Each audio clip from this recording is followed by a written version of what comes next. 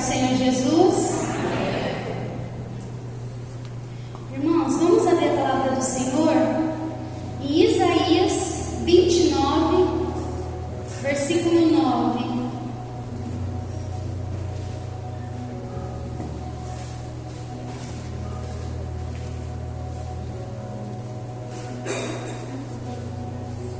Isaías 29, versículo 9.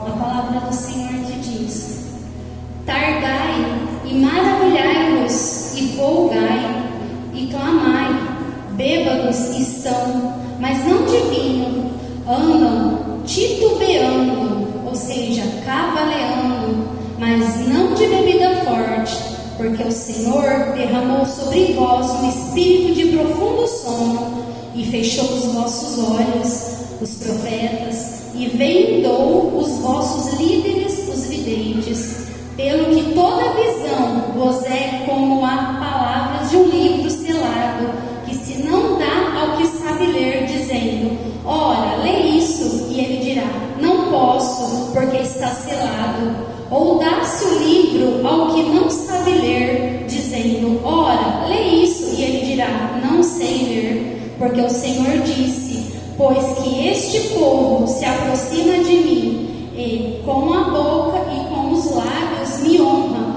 mas o seu coração se afasta para longe de mim, e o seu temor para comigo consiste só em mandamentos de homens, em que foi instruído. Eis que continuarei a fazer uma obra maravilhosa no meio deste povo, uma obra maravilhosa e um assombro, porque a sabedoria dos seus sábios perecerá, e o entendimento dos seus prudentes se esconderá. Ai dos que querem esconder profundamente o seu propósito do Senhor, fazem as suas obras às escuras e dizem: quem nos vê e quem nos conhece? Vós tudo perverteis, como se o oleiro fosse ao barro, e a obra disseste ao seu artífice: não me fez, e o vaso formado disseste do seu oleiro: nada sabe. Porventura não se converterá o Líbano em um breve momento em campo fértil, e o campo fértil não se reputará por um bosque. E naquele dia os surdos ouvirão as palavras do livro, e dentre a escuridão e dentre as trevas as verão os olhos dos cegos. Amém, irmãos? As palmas para essa palavra.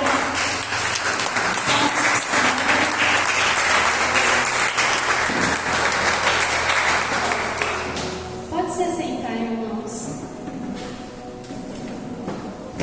Eu venho trazer essa palavra para hoje.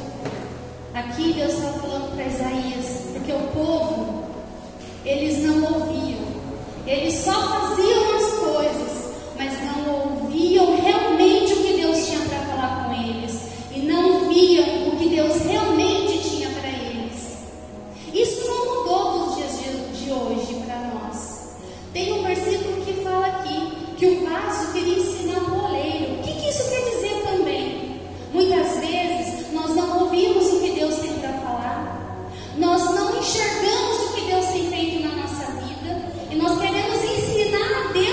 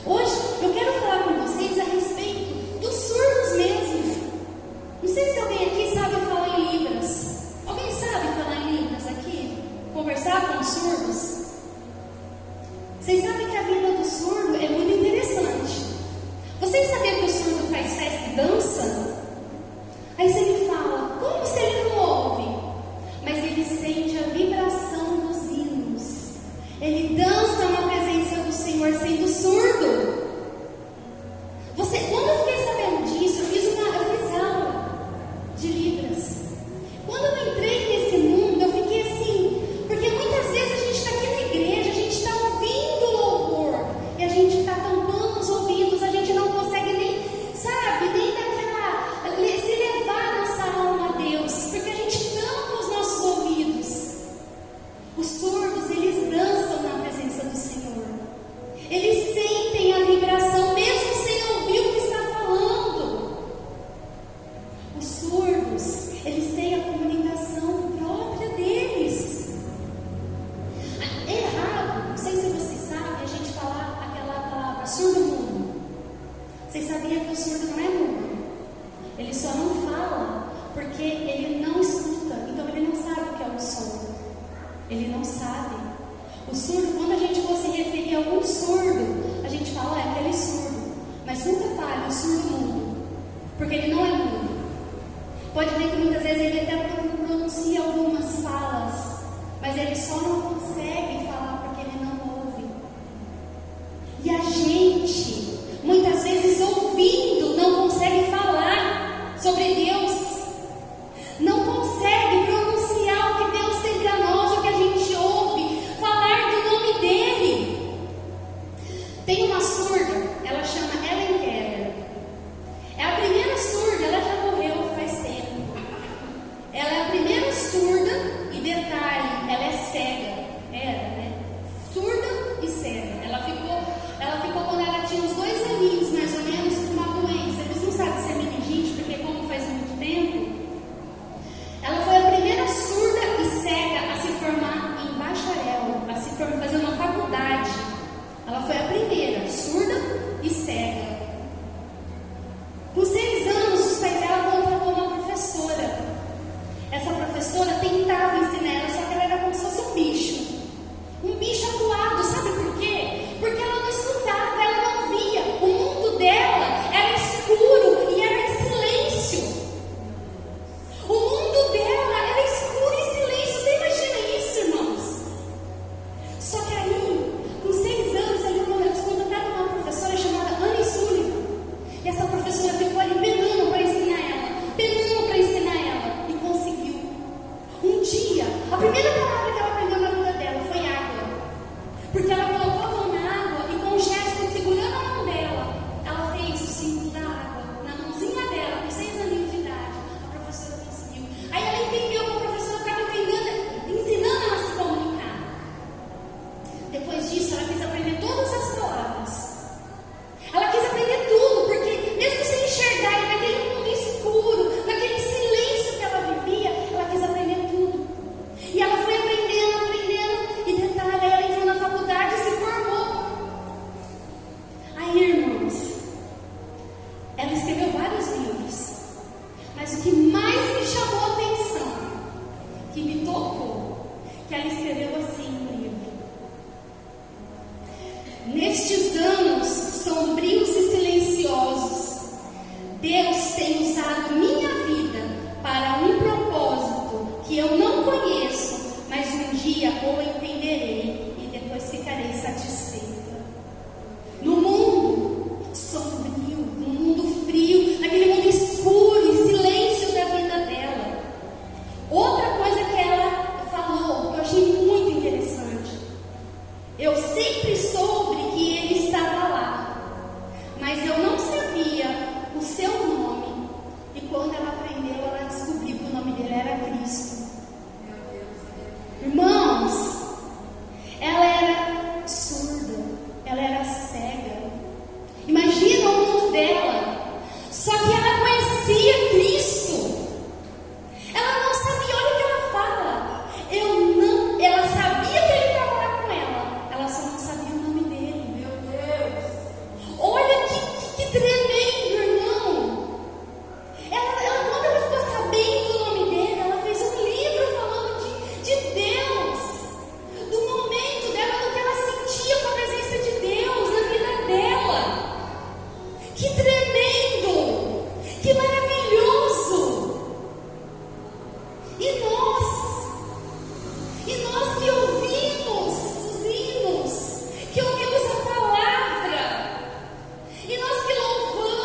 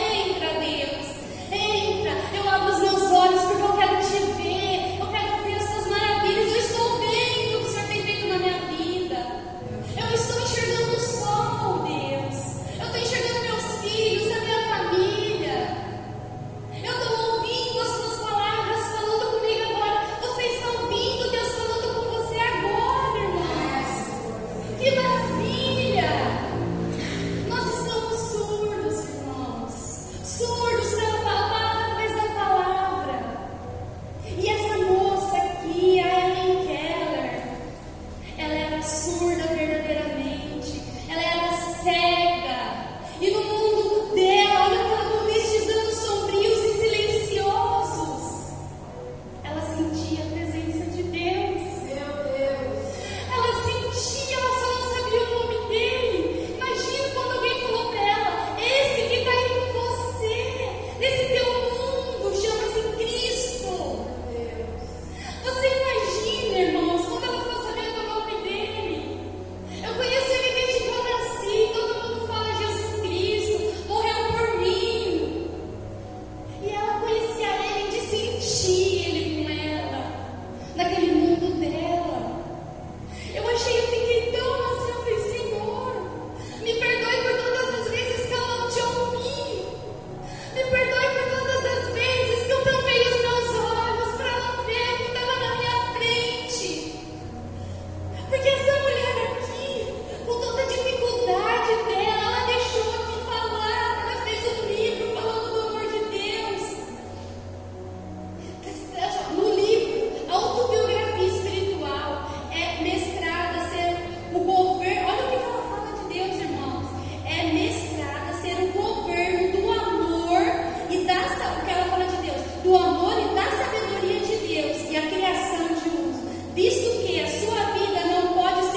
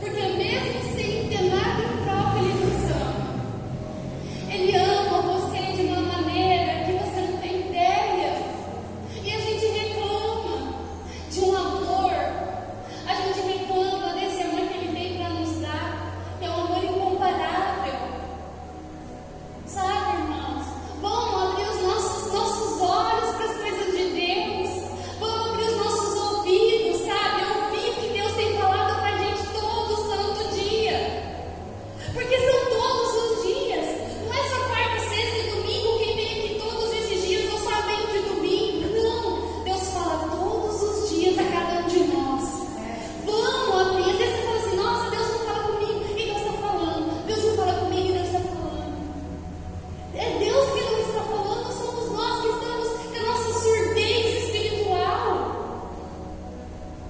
Irmãos, Deus é poderoso, Deus é incrível. Olha o que está escrito em Salmo 119, versículo 18 e 19. Desvenda os meus olhos para que eu veja as maravilhas da tua lei. Sou peregrino na terra, não esconda de mim os teus mandamentos. Olha que desvenda os meus olhos para que eu veja as maravilhas da tua lei. Fala para Deus, desvenda os meus olhos para que a gente possa ver as maravilhas de Deus na nossa vida. Em Jeremias 5:21, ouve agora isto, ó povo louco e sem coração, que tem de olhos e não vês, que tem de ouvidos e não ouves. E Jeremias já vinha falando desde lá.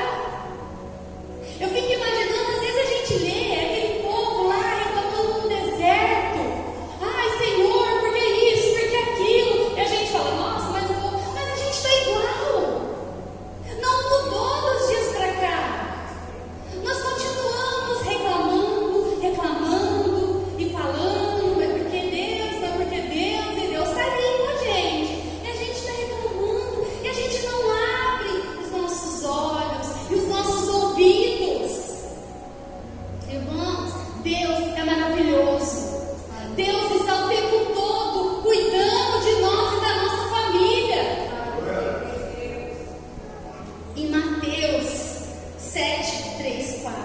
E por que reparas tu no argueiro que está no olho do teu irmão e não vês a trave que está no teu olho? Ou como dirás a teu irmão, deixa-me tirar o argueiro do teu olho, estando uma trave no teu? Irmãos, a gente não consegue ver o que Deus tem para nós, o que Deus está fazendo, o que Deus está curando, o que Deus está falando. E às vezes a gente vê um irmãozinho com alguma dificuldade, com algum problema, e a gente fica apontando o dedo. Às vezes nós não conseguimos enxergar aquilo para a nossa vida, o que a gente tem feito de mal aos olhos de Deus, mas nós apontamos os dedos para o irmãozinho. Nós conseguimos ver o cisco que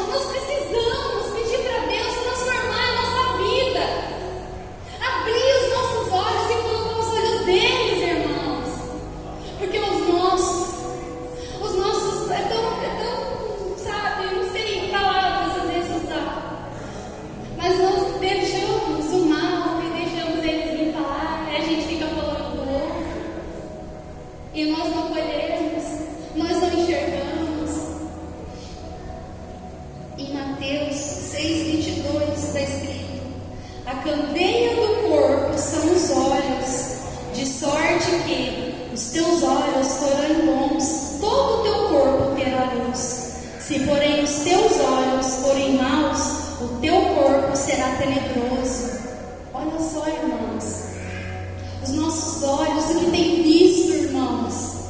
O que os nossos olhos têm visto? Deus deu os nossos olhos para nós enxergar as coisas maravilhas que Ele tem feito. Ele tem feito coisas para a gente estar enxergando com os nossos olhos. E a gente usa nossos olhos para ver coisas ruins. E através dos nossos olhos, que são candeia, é a candeia do corpo, são os nossos olhos. Em Eclesiastes 5:1, guarda o teu pé quando entrares na casa de Deus, inclina-te mais a ouvir do que a oferecer sacrifício de todos, pois não sabem que fazem mal. Inclina-te mais a ouvir do que a oferecer sacrifícios. Por quê, irmãos? Ouvir a palavra, ouvir os ensinamentos de Deus, ouvir o que Ele tem para falar para nós. Porque muitas vezes nós pecamos porque não ouvimos as palavras, os ensinamentos, os mandamentos de Deus. Depois a gente fica, perdão, Senhor, sim, Deus perdoa.